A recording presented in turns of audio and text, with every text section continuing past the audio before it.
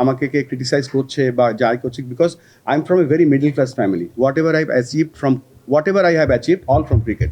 এই ক্রিকেটের সাথে আমি কখনো কোনো নেগোসিয়েশন বা করিনি, করবো না। তো এটা একটা ব্যাপার, এই জন্য আমি সবসময় সত্য কথা বলার চেষ্টা করি, because this is my not only bread and butter, this has given everything to me.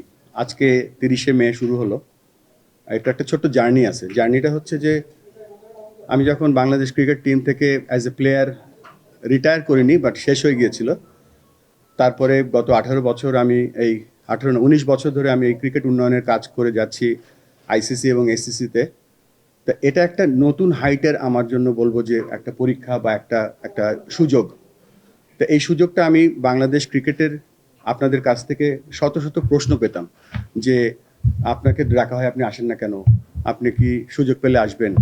সত্যিকার অর্থে এই প্রথম গত মাসে এপ্রিল মাসের শেষের দিকে আমি একটি কল পাই আমাদের ন্যাশনাল স্পোর্টস কাউন্সিল থেকে, এবং বলা হয় যে আপনাকে একটা সুযোগ দেওয়া হবে, আপনি কি সুযোগটা গ্রহণ করবেন। আমি যে আপনাদেরকে এত প্রমিস করতাম বা আমি ওয়েট করতাম একটা কলের জন্য, সেই কলটা আমি যখন পেয়ে গেছি তখন আর আমি পিছনে তাকাইনি। আমার একটাই লক্ষ্য ছিল যে কিভাবে এই কলটাকে আমি রেসপেক্ট করতে পারি। তারপর পর্যায়ক্রমে আজকে 30শে মে আমাকে আমাদের সম্মানিত ক্রিকেট বোর্ডের ডাইরেক্টররা আমাকে নির্বাচিত করেছেন, এবং আমি এই কলটা পেয়েছিলাম আমাদের সম্মানিত স্পোর্টস উপদেষ্টার কাছ থেকে, এবং আই ওয়াজ অনার্ড যে এরকম একটা কল তিনি আমাকে করেছিলেন। আর তার ফলশ্রুতিতে আজকে একটা বড় দায়িত্ব পেয়েছি, যে দায়িত্বটা হচ্ছে বাংলাদেশের ক্রিকেট না, ক্রিকেট ইন বাংলাদেশ।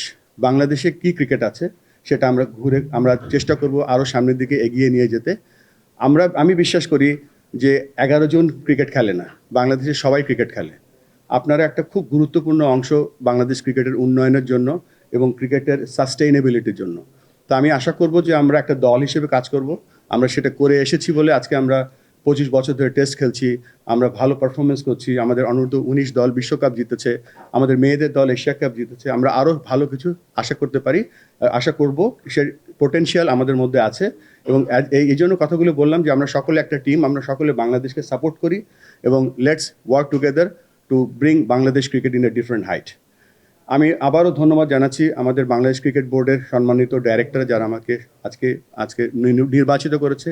এখানে আমি অভিনন্দন জানাচ্ছি আরও দুজন নির্বাচিত হয়েছেন, বাংলাদেশের দুজন ভাইস প্রেসিডেন্ট, একজন আমার পাশেই বসে আছে ফাহিম সিনহা, আর একজন আজকে খুব গুরুত্বপূর্ণ টাস্ক নিয়ে লাহোরে আছেন ফাহিম ভাই, নাজমুল আবেদিন ফাহিম। সো আমরা এই যে টিমটা গঠন করেছি, এই টিমের মাধ্যমে আমরা সামনের দিকে এগিয়ে যেতে চাই। That's it from me. আর কথার বাইরে কাজ করতে চাই। বেশ কিছু কাজ আমরা প্ল্যান করছি, এবং সেই কাজগুলো যেন আমরা বাস্তবায়িত করতে পারি, সেই সাহায্য আপনাদের কাছে চাচ্ছি।